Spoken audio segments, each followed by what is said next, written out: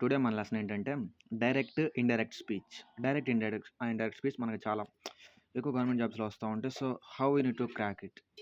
So, what steps we need to take to clear it చూద్దాం.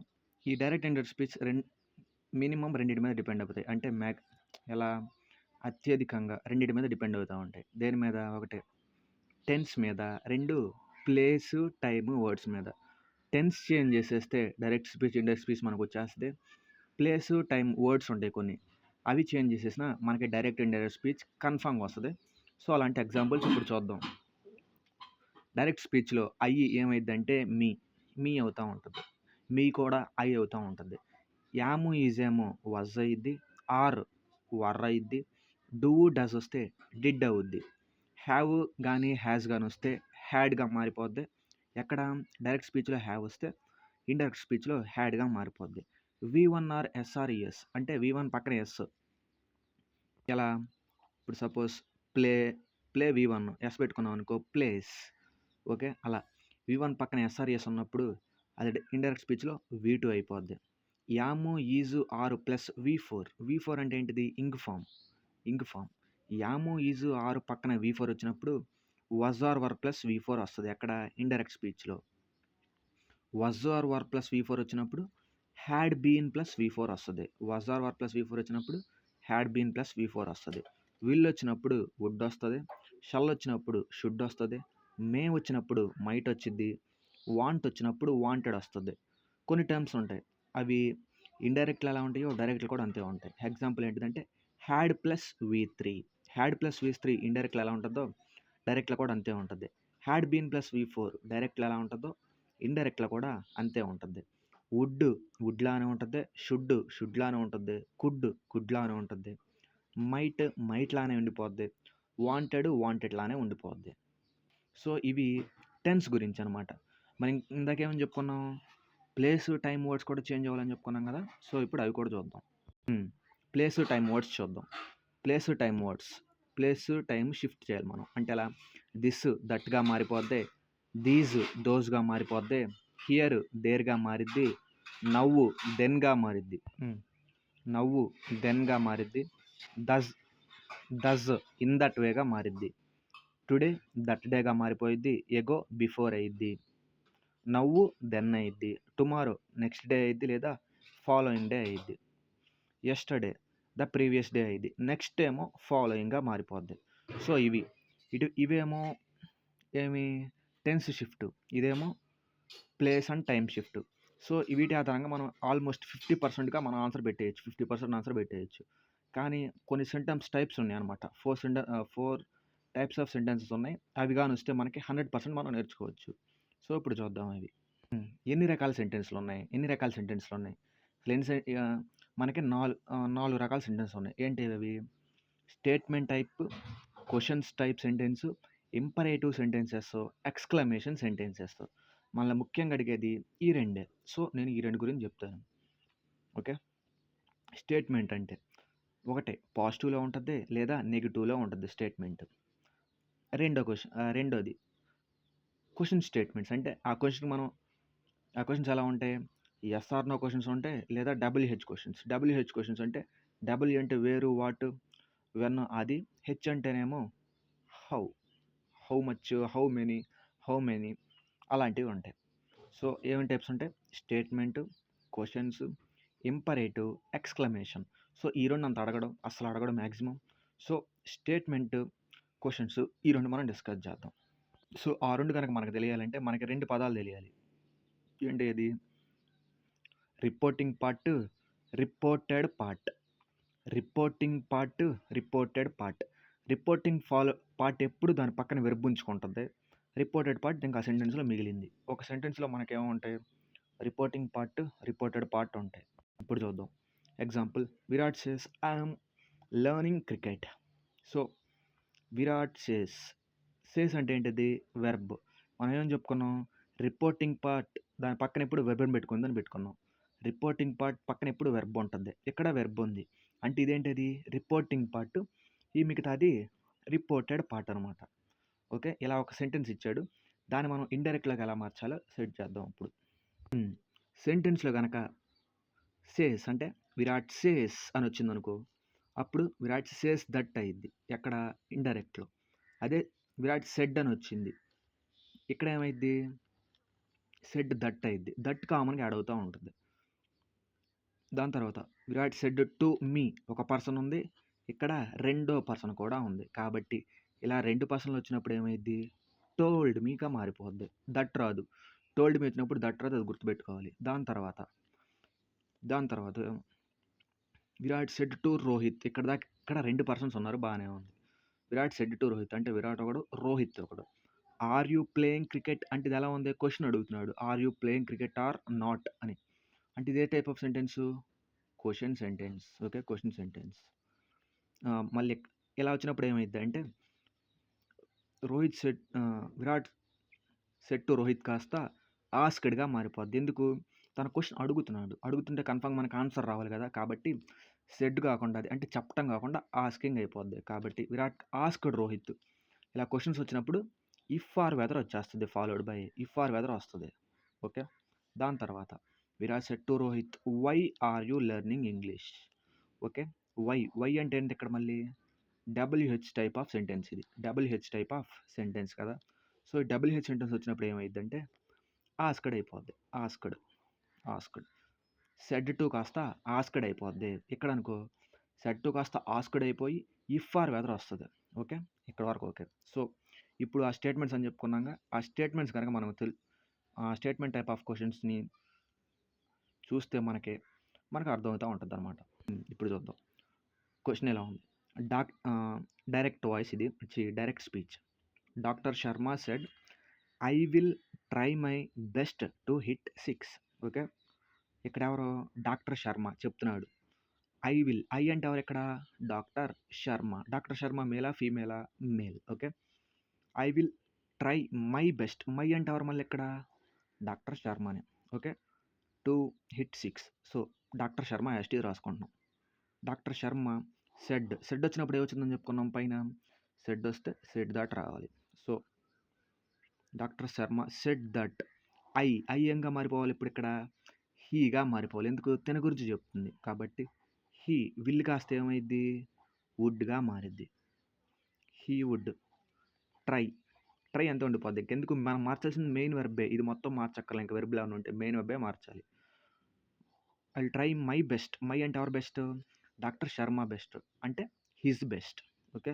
His best to hit 6 ఇలా మార్చాలన్నమాట. Said కాస్త said that అయ్యిద్ది. I కాస్త he అయ్యిద్ది. Will కాస్త వుడ్ అయ్యిద్ది. మై కాస్త హిజ్ అయ్యిద్ది. హిజ్ ఎందుకు అయింది? డాక్టర్ శర్మ మేల్ కాబట్టి. Okay. Next Virat said I have 4 bikes. Virat said I have 4 bikes. So, Virat అనేది పేరు అంతే ఉంటుంది. ఓకే. సెడ్ కాస్త ఏమైద్ది? Said that. So, I had 4 bikes అన్నాడు. దట్ వచ్చింది కాబట్టి ఐ అంటే ఎవరు ఇక్కడ? ఐ అంటే విరాట్. సో, తను మేలా? ఫీమేలా? Male. So, that he have ఏమైద్ది? హ్యాడ్ అయ్యిద్ది. బైక్స్. సో, ఇలా రాసుకోవాలి. Next I forgot my hall ticket a candidate said. అంటే ఒక క్యాండిడేట్ అన్నాడంట I forgot my hall ticket అని. సో, ఇది అప్పుడు ఏం రాయాలి? ఇది ఫస్ట్ రాయాలి. ఎందుకు? ఇది రిపోర్టింగ్ పార్ట్ కదా! రిపోర్టింగ్ పార్ట్ ఫస్ట్ రాయాలి. ఏ క్యాండిడేట్ సెడ్ వస్తే ఏం రాయాలి? సెడ్ దట్‌గా మారిపోయిద్ది. అంటే ఇండైరెక్ట్‌లో సెడ్ ఉంటే సెడ్ దట్‌గా మారిపోద్ది. దట్ ఐతో స్టార్ట్ అయింది. ఐ అంటే ఎవరు? క్యాండిడేట్ కాబట్టి తను మేలో ఫీమేలో తెలీదు. కాబట్టి హీ ఆర్ షీ ఫర్గాట్ అంటే V3 కదా! V3 ఎలా మారిపోద్ది? హ్యాడ్ ప్లస్ V3గా మారిపోద్ది. లేదా ఇది V2 అనుకున్నాం. హ్యాడ్ ప్లస్ V3గా మారిపోద్ది. అంటే that she had forgot. My అంటే ఎవరు? క్యాండిడేట్ కాబట్టి ఎవరో మనకు తెలియదు. హిజ్ లేదా హర్ హాల్ టికెట్ ఇలా రాసుకోవాలి.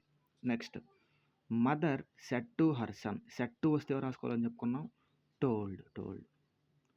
Mother told her son that. Mother told her son that రాదు. టోల్డ్ వచ్చినప్పుడు దట్ రాదు కదా! Mother told her son I have taken a book for you. I అంటే ఎవరు ఇక్కడ? మదర్ వాళ్ళ పిల్లడితో చెప్తుంది. అంటే ఐ అంటే ఎవరు ఇక్కడ? మదర్. దట్ ఐ కాస్త మదర్ కాబట్టి ఫీమేల్ కాబట్టి షీ. హ్యావ్ టేకెన్ ఏమైద్ది? హ్యావ్ ప్లస్ V3 ఏమైద్ది? Had plus been plus V3 అయ్యిద్ది. She had been taken a book for son కాబట్టి ఏమైద్ది? యూ అంది. సో సన్ యూ వచ్చింది కాబట్టి యూ అంటే ఎవరికి ఇండికేట్ చేస్తుంది? సన్ మేలా ఫీమేలా? మేల్. For him. సో ఇలా రాయాలి. దాని తర్వాత inspector said to constable I am your boss. Said to కాస్త ఏమైద్ది? Told. So inspector told constable I అంటే ఎవరు ఇక్కడ? Inspector. Constable he is. Am కాస్త ఏమైద్ది? ఈజ్ అయ్యిద్ది. He is. యువర్ అంటే ఎవరు ఇక్కడ? కానిస్టేబుల్. నేను నీ బాస్ రా అని చెప్తున్నాడు. ఇక్కడ యువర్ అంటే ఎవరు? కానిస్టేబుల్. దట్ అంటే కానిస్టేబుల్ ఎవరో మనకు తెలియదు. హిజ్ లేదా her boss. The inspector told constable that he is his her boss. So ఇది స్టేట్మెంట్ క్వశ్చన్స్ ఇస్తే మనం ఎలా ఆన్సర్ చేయాలి. ఎస్ఆర్ నో క్వశ్చన్స్ ఇస్తే ఎలా? Yes or no questions type of questions ఇస్తే మనం ఎలా ఆన్సర్ చేయాలో చూద్దాం. Anush said to his friend are you interested in teaching.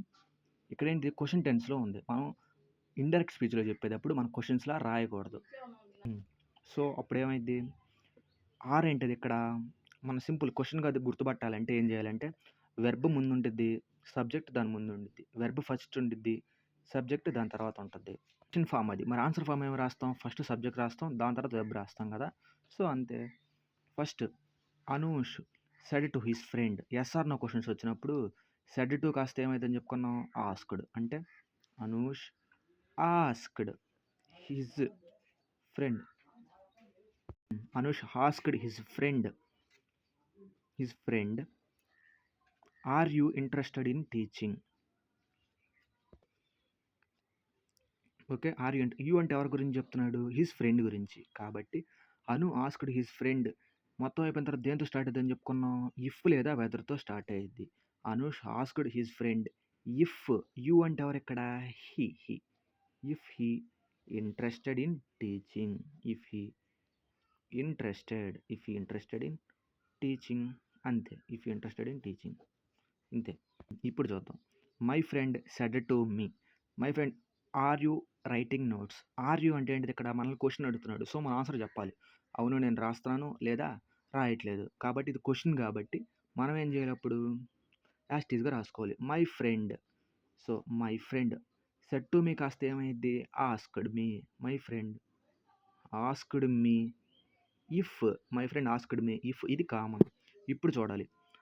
Are you writing notes. ఇది క్వశ్చన్ ఫామ్లో ఉంది. మనం దేంట్లోకి మార్చాలి? ఆన్సర్ ఫామ్లోకి మార్చాలి. అంటే పాజిటివ్ ఫామ్లోకి మార్చాలి. ఓకే. అప్పుడేం మార్చిద్ది?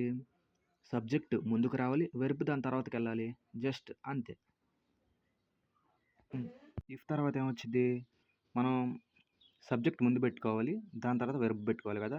యూ అంటే ఏమైంది? మై ఫ్రెండ్ సెడ్ టు మీ అంటే మీతో అడుగుతున్నాడు. మై ఫ్రెండ్ సెడ్ టు మీ, తను నాతో చెప్తున్నాడు, అరే నువ్వు రైటింగ్ రాసావా అని. కాబట్టి యూ కాస్త ఏమైంది ఇక్కడ? My asked me. If me అంటే ఎవరు ఇక్కడ? I. If my friend asked me if I. Are కాస్త ఏమైద్ది? వాజ్ అయింది. ఐ వాజ్ కాదు, am. If I am writing notes. ఇది ఇలా రాసుకోవాలి. దాని తర్వాత the passenger said to driver does the bus stop at the cross roads. The passenger said to driver does the bus stop the cross road. అంటే passenger అడిగాడంట డ్రైవర్ని, bus cross roads దగ్గర ఆగిద్దా ఆగదని. అప్పుడు తను డ్రైవర్ ఏమని చెప్పాలి? ఆగితే ఆగిద్దని చెప్పాలి, లేదా ఆగదు అని చెప్పాలి. అంటే ఇది ఎస్ఆర్ నో క్వశ్చన్ అని మనం గుర్తించాలి ఇలా. సో అప్పుడు ఎస్ఆర్ నో వచ్చినప్పుడు ఏమైంది? సెడ్ టు కాస్త ఆస్క్డ్ వచ్చి ఇఫ్ వచ్చింది.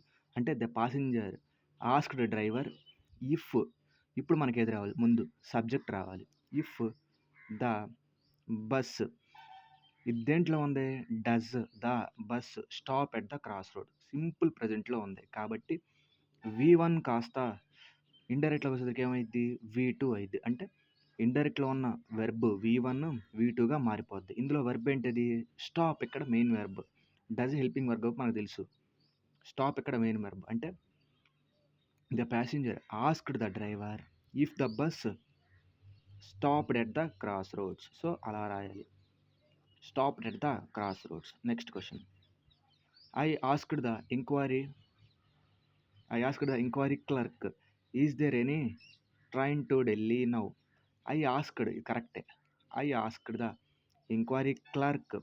ఈజ్ కాస్త ఏమైద్ది? ఈజ్ వాజ్ అయిద్ది కదా. దేర్ అంతే ఉండిపోద్ది. ఎందుకు ఇక్కడ మెయిన్ సబ్జెక్టే there. I asked the clerk if there was any train to Delhi. ఇక్కడ టైం వచ్చింది. టైం నవ్వు అనేది ఇక్కడ టైం కదా. కాబట్టి నవ్వు కాస్త ఏమైద్ది? దెన్. సో, ఇలా రాయాలి. I asked the enquiry clerk if there was any train to Delhi then. So, ఇది yes or no types questions అనమాట. ఇప్పుడు WH క్వశ్చన్స్ అంటే వాట్ వేర్ ఇలాంటివి వస్తాయి కదా. అవి వస్తే ఎలా చేయాలి చూద్దాం. Okay. WH questions. The teacher said to her how did you complete the project. Okay. ఇక్కడ ఏమైంది? The teacher said to her how did you complete the project. అంటే టీచర్ అడుగుతుంది నువ్వు ప్రాజెక్ట్ ఎలా కంప్లీట్ చేసావు అని. అంటే ఆమె క్వశ్చన్ అడుగుతుంది. అంటే వాట్ హౌ ఇవి వచ్చి దాన్ని ఏమో కన్సిడర్ చేయాలి మనం? WH క్వశ్చన్స్లా కన్సిడర్ చేయాలి. సో, అప్పుడు ఏమొచ్చింది? The teacher asked the students. వచ్చిన తర్వాత ఏమైంది అంటే ఇదే వచ్చేస్తుంది. అంటే WH క్వశ్చన్ ఇక్కడ వచ్చేస్తుంది. The teacher asked the students how. ఇక్కడ యూ అంటే ఎవరు? హర్ కదా. హర్ అంటే ఎవరు ఇక్కడ? షీ కదా. హర్ అంటే ఫీమేల్ కదా. How she complete. ఇక్కడ కంప్లీట్ ఒక్కటే ఉందని చెప్పి మనం రాయకూడదు. డిడ్ ఉంది చూడు. డిడ్ అంటే ఇక్కడ V2. కంప్లీట్ ఏమో డిడ్ ప్లస్ V1. ఏమైంది? డిడ్ ప్లస్ V1 లేదా అప్పుడు ఏమైంది మనకి హ్యాడ్ ప్లస్ V3లా మారిపోద్ది. Had plus V3. డిడ్ కాస్త ఏమైంది? హ్యాడ్ ప్లస్ V3గా మారిపోద్ది కదా. డిడ్ కాస్త ఏమైంది? హ్యాడ్ ప్లస్ V3గా మారిపోద్ది. సో, అప్పుడు హ్యాడ్ ప్లస్ V3 ఏమొచ్చింది ఇక్కడ? Completed. Okay. The teacher asked her how she had completed the project. So, ఇలా రాయాలి. దాని తర్వాత she said to me when will you solve the problem. కాబట్టి షీ ఏమైంది? She asked me. Said to me కాస్త asked me. ఈ question అంతే వచ్చేస్తుంది. అంటే she asked me when. You అంటే ఎవరు ఇక్కడ? మీ. యూ అంటే ఎవరు ఇక్కడ? మీ. When I. విల్ కాస్త ఏమైద్ది? వుడ్లా మారిపోద్ది. When I would solve the problem. ఇలా రాయాలి. They said to my friend how have you been working here since 2015.